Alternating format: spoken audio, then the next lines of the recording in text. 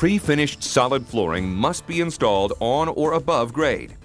Over concrete, you must test for moisture, use a proper vapor retarder, and install a plywood, wood, or OSB subfloor.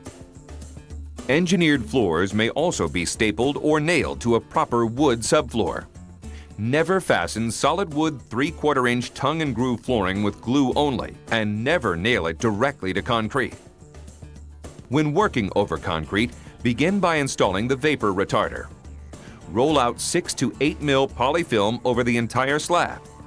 Extend the film over the wall and overlap the seams at least 18 inches.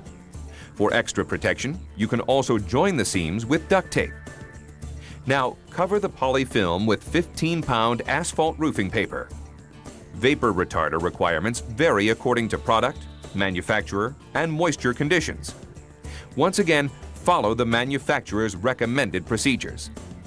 3 types of subfloors include the screed system, the plywood or OSB fastened subfloor, and the plywood floating subfloor. When job site conditions allow and subfloor height is not a concern, a floating subfloor is a very good system because it allows you to span the dips and valleys in a concrete slab. To begin, loose lay 4x8 sheets of 1/2 inch or 3/8 inch plywood over the vapor barrier. Although plywood must be at least CDX grade, you can use a better grade for a flatter, easier installation. Stagger the joints by cutting the first sheet of every other run in half. Leave 1/4 inch gapping between the sheets and at least a 3/4 inch expansion space at walls, posts, and doorways. Now, loose lay a second layer over the first at a 45-degree angle. Fasten the 2 layers together using 3/4 inch staples, nails, or screws to avoid puncturing the vapor barrier. Staple the floor every 6 inches in both directions.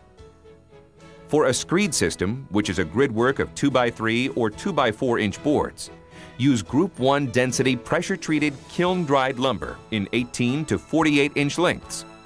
Apply the boards with cold bond mastic or an approved adhesive. Lay the screeds on 12-inch setters at right angles to the direction of the finished floor. Offset end joints 3 to 4 inches and leave a 3/4 inch expansion space. Set screeds in rivers of adhesive.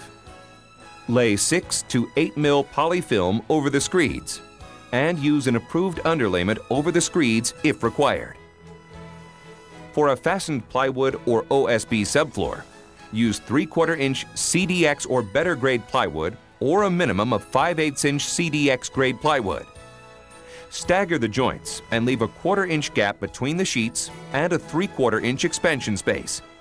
And fasten the sheets every 12 inches on the border and at least every 12 inches at the center of each 4x8 sheet